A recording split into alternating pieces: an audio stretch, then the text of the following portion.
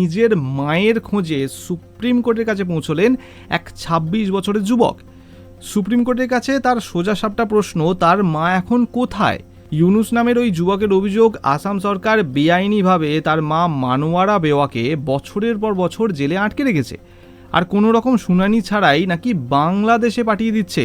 ব্যাপারটা এরকম, বেশ কয়েক বছর আগে বেআইনি অনুপ্রবেশকারী সন্দেহে মানোয়ারা বেওয়াকে গ্রেপ্তার করে আসাম পুলিশ। ওই যুবকের মতে গ্রেপ্তারের পর রাতারাতি বাংলাদেশ পাঠানোর জন্য তার মাকে নিয়ে যাওয়া হয় একটি ক্যাম্পে।